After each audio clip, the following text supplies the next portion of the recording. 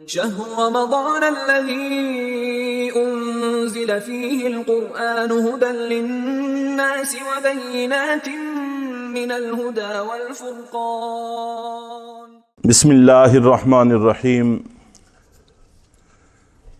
کل کے درس میں قرآن پاک کی تلاوت کے حوالے سے گفتگو ہوئی تھی۔ قرآن پاک کی تلاوت جہاں سے بھی ہو ثواب ہی ثواب ہے۔ پھر بھی اللہ کے نبی صلی اللہ علیہ وسلم نے بعض صورتوں کی خاص فضیلتیں بیان کی ہیں، بعض آیات کی بھی خاص فضیلتیں بیان فرمائی ہیں۔ مختصر صورتوں میں سے، آسان اور چھوٹی صورتوں میں سے سورۃ فاتحہ اور سورہ اخلاص، فاتحہ جو ہم ہر نماز میں الحمد شریف پڑھتے ہیں، اور اخلاص قل هو اللہ احد اس صورت کو کہتے ہیں، ان صورتوں کے سب سے زیادہ فضائل بیان فرمائے ہیں، اور خوش قسمتی سے یہ ہم لوگوں کو آتی بھی ہیں۔ بس یہ ہے کہ ان کو پڑھنے کا اہتمام کرنے کی ضرورت ہے، خاص طور پر ان فضائل کو ذہن میں رکھ کے۔ چنانچہ اللہ کے نبی صلی اللہ علیہ وسلم نے کئی احادیث میں سورہ اخلاص کو 1/3 قرآن پاک کے برابر قرار دیا ہے۔ مسلم شریف میں اور ترمذی شریف میں ہے کہ ایک دفعہ اللہ کے نبی صلی اللہ علیہ وسلم نے صحابہ کرام کو پیغام دیا کہ جمع ہو جاؤ، کہ میں تمہارے سامنے 1/3 قرآن پاک تلاوت کروں گا، یعنی 10 پارے قرآن پاک کے میں تمہیں پڑھ کر سناؤں گا۔ چنانچہ خود آپ گھر میں تشریف لے گئے اور صحابہ کرام جمع ہونا شروع ہو گئے۔ مدینہ منورہ میں اعلان ہو جاتا تھا، ایک صاحب منادی کر دیتے تھے تو جن جن کے کانوں میں آواز پڑتی تھی تو وہ آ جاتے تھے۔ چنانچہ صحابہ کرام مسجد نبوی میں جمع ہو گئے۔ آپ نبی پاک صلی اللہ علیہ وسلم گھر سے تشریف لائے اور آپ نے منبر پر جلوہ افروز ہو کر سورہ اخلاص کی قل هو اللہ کی تلاوت فرمائی، اور تلاوت کرنے کے بعد منبر سے اٹھے اور پھر اپنے گھر تشریف لے گئے۔ کچھ دیر کے بعد پھر گھر سے تشریف لائے اور آ کر فرمایا کہ میں نے تمہیں کہا تھا کہ میں تمہارے سامنے قرآن پاک کے تیسرے حصے 1/3 قرآن کی تلاوت کروں گا، تو یاد رکھو سورہ اخلاص ثواب کے اعتبار سے 1/3 قرآن کے برابر ہے۔ تو یہ جو آپ نے انداز اختیار فرمایا، اسی وجہ سے اختیار فرمایا کہ لوگوں کے ذہنوں میں یہ بات اچھی طرح سے بیٹھ جائے، اس لیے آپ نے یہ طرز اختیار فرمایا اور اس کو 1/3 قرآن پاک کے برابر قرار دیا۔ یہ وجہ ہے کہ ہم اکثر و بیشتر جو لوگ وفات پا جاتے ہیں ان کے ایصال ثواب کے لیے سورہ اخلاص کی تلاوت کرتے ہیں۔ چنانچہ جب ایک دفعہ پڑھیں تو 10 پاروں کا ثواب ملتا ہے، تو 3 دفعہ پڑھیں گے تو پورے قرآن پاک کا ثواب ہوگا۔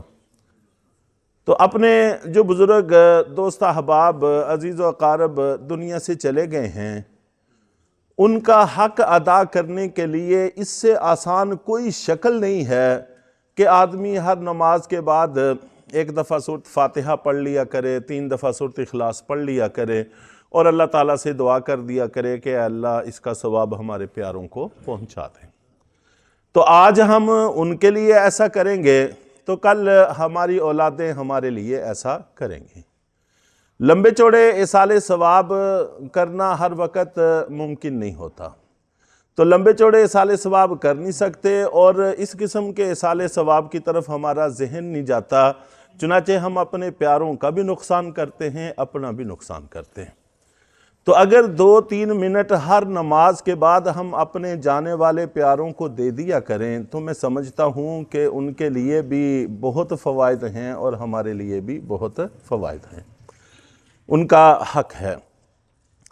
حضرت ابو درداء رضی اللہ تعالی عنہ بھی نقل فرماتے ہیں کہ ایک دفعہ اللہ کے نبی صلی اللہ علیہ وسلم نے ہمیں خطبہ ارشاد فرمایا، اور خطبے میں فرمایا کہ تم میں سے کوئی صاحب بھی ایسا نہیں ہے جو ہر رات میں 1/3 قرآن کی تلاوت کر لیا کرے۔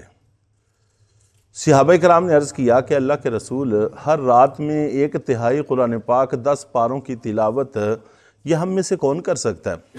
ایک آدھ دن کی بات ہو تو کوئی مسئلہ نہیں ہے، چند دن کی بات ہو تو کوئی مسئلہ نہیں ہے، اور پھر کچھ نہ کچھ تو ایسے ہوتے ہی ہیں جو رات میں قرآن پاک مکمل کرتے ہیں۔ ایسے افراد کی بھی کمی نہیں ہے۔ حضرت عثمان غنی رضی اللہ تعالیٰ عنہ کے بارے میں آتا ہے کہ وہ بسا اوقات ایک ہی رکعت میں پورا قرآن پاک پڑھ لیا کرتے تھے۔ تو ایسے صحابہ کرام کی بھی کمی نہیں ہے، لیکن مستقل طور پر قیامت تک آنے والوں کے لیے یہ بات ہدایت کی بات ہے، تو سب لوگ تو اس کی طاقت نہیں رکھتے۔ تو اس پر اللہ کے نبی صلی اللہ علیہ وسلم نے ارشاد فرمایا کہ سورۃ اخلاص 1/3 قرآن پاک ہے۔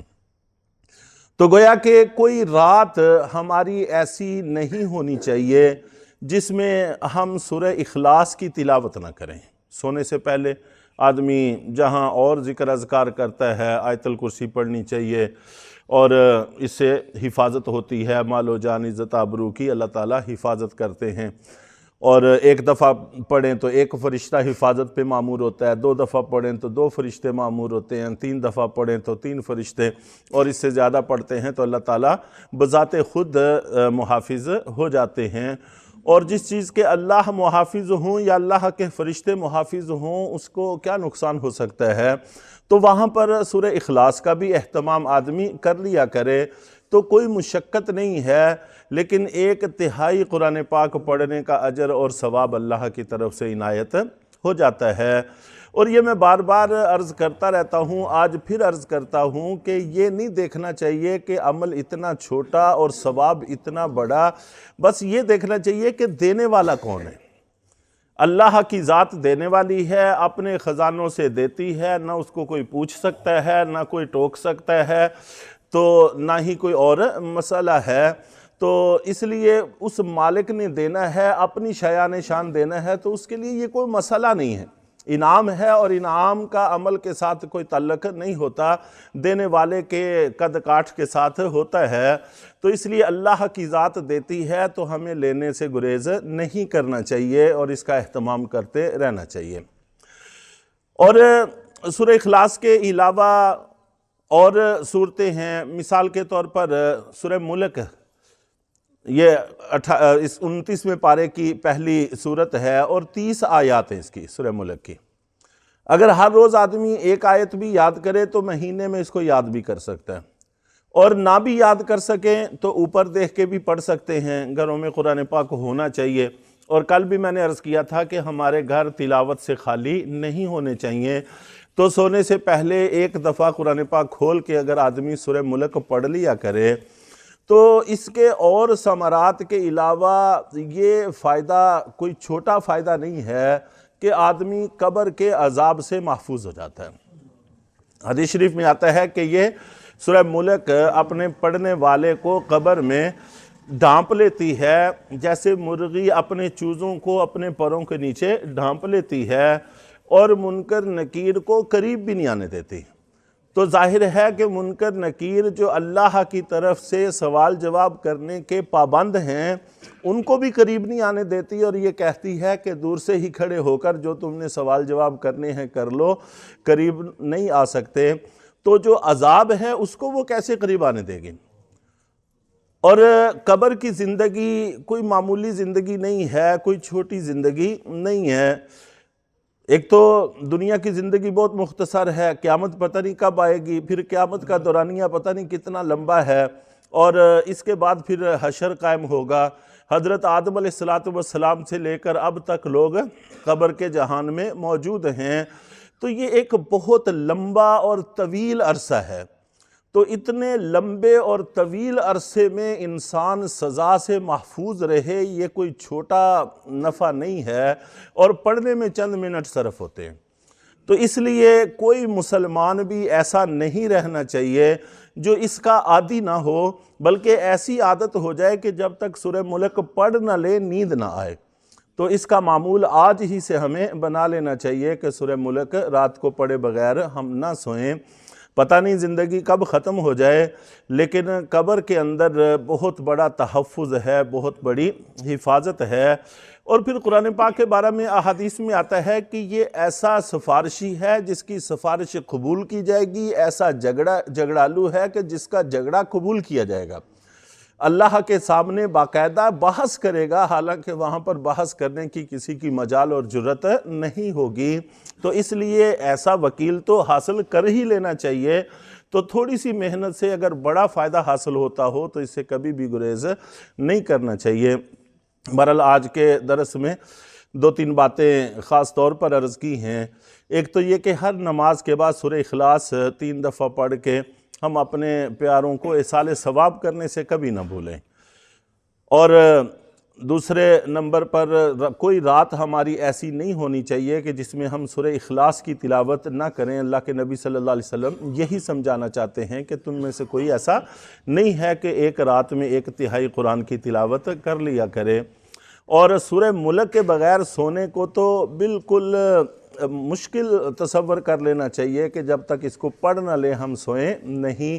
تو گھر کے اندر قرآن پاک رکھا ہوا ہونا چاہیے اور اوپر دیکھ کر آدمی سورہ ملک کی تلاوت کر لیا کرے، تو عذاب قبر سے انسان محفوظ ہو جاتا ہے۔